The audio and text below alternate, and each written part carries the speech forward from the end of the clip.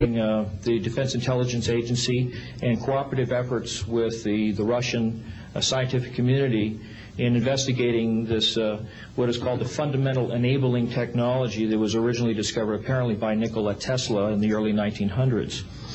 Anyway, I could provide you much more detail at a later time, and I am prepared to testify in detail concerning these events and their truthfulness before Congress. Thank you very much.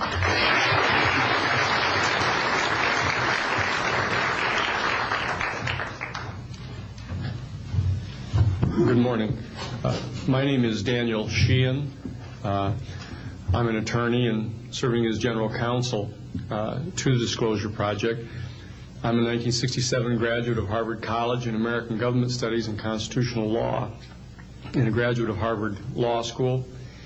And I served as general counsel and one of the co-counsel for the New York Times in the Pentagon Papers case, and was involved in briefing and arguing the case in front of the United States Supreme Court, giving permission to the New York Times to publish the classified documents, the 47 volumes of the Pentagon Papers.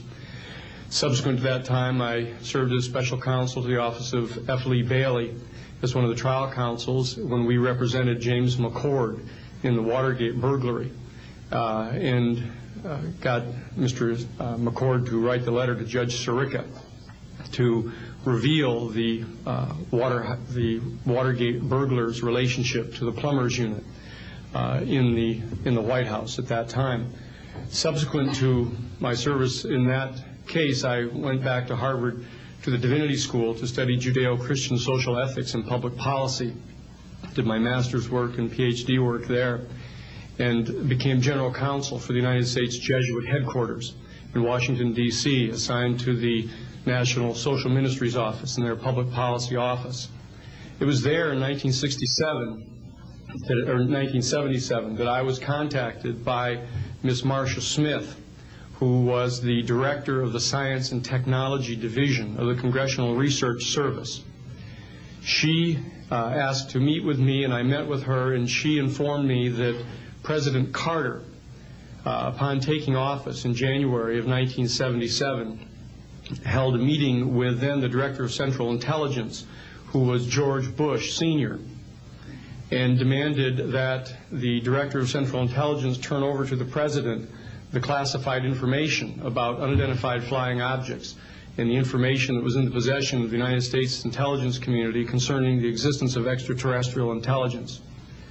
This information was refused to the President of the United States by the Director of Central Intelligence, George Bush Sr. The Director insisted that the President, in order to have access to this information, needed to have clearance to contact the Congressional Research Service, to contact the United States House of Representatives Science and Technology Division, to have them undertake a process to declassify this information, because the DCI suspected that the President was preparing to reveal this information to the American public. The Congressional Research Service Science and Technology Division, under the directorship of Marcia Smith, was contacted by the House Science and Technology Committee and instructed to undertake a major investigation of the existence of extraterrestrial intelligence and the relationship of the UFO phenomenon to this. I was contacted by Ms. Smith and asked, in my capacity as general counsel to the United States Jesuit headquarters, National Social Ministry Office, to see if we could obtain access to the Vatican Library, to obtain the information that the Vatican had with regard to extraterrestrial intelligence and the phenomenon of the UFOs. I pursued that with the permission of Father William J. Davis, the director of the National Office, and we were refused access as the United States Jesuit order to the information in the possession of the Vatican Library.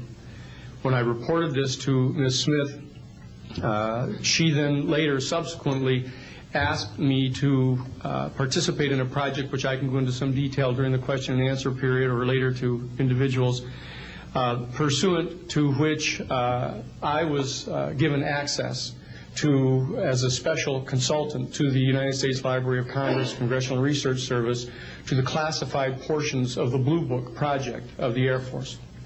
At that point, It was in 1977, approximately May of 1977. I went to the Madison building of the United States Library of Congress. There was no one in the building at that time. It was brand new. I was directed to a basement office where there were two guards at the door and a third sitting at the table who took my identification, verified that I'd been designated as a special consultant to the Congressional Research Service of the United States Library of Congress, and was admitted to the room. I thereupon found photographs, some dozen photographs, of what is unquestionably an unidentified flying object on the ground that had crashed and plowed a furrow in a field of snow, and it was embedded in an embankment. There were United States Air Force personnel surrounding this craft, taking photographs of the craft. And one of the photographs, I could see that there were some symbols on the side of the craft. And so I proceeded through the photographs and found a close-up photograph of these symbols. I'd been instructed that I was to take no notes and had to leave my briefcase and all my identification outside of this room, but I had brought with me a yellow pad. And so what I did is I opened up the yellow pad and refocused the overhead camera onto the same size as the cardboard backing of the yellow pad, and I physically traced the copies of the symbols on the side of this craft, closed the yellow pad back, put the microfiche back into the canister, reclosed the box that I had, and I said, "It is time for me to leave." And I took this and proceeded to leave the office, at which point the security guards stopped me, and one of them said, "What is that you have there, Mr. Sheehan?" At which point I handed the yellow pad to him, and he flipped through all the yellow pages and never found the copy that I had. And so I took that with me and brought it to the United States Jesuit headquarters, had a meeting with the staff, with Father William J. Davis, reported this to them, was authorized at that time by the United States Jesuit headquarters to make a report to the National Council of Churches and to request that the entire 54 major religious denominations of our country undertake a major study of extraterrestrial intelligence, which they declined to do.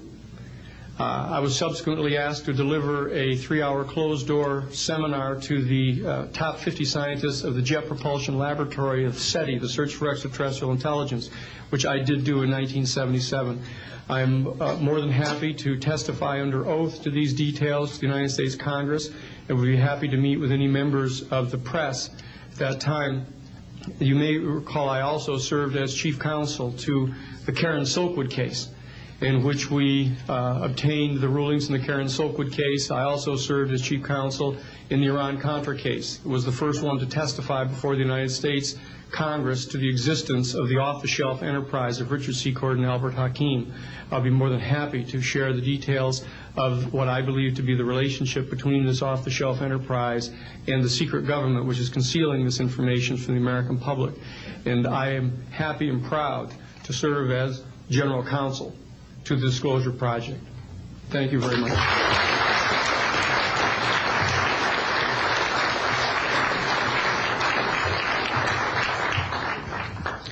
Good morning. My name is Carol Rosen. In 1974, after being a 6th grade school teacher, I was introduced to the late Dr. Wernher von Braun in the U.S., the father of rocketry.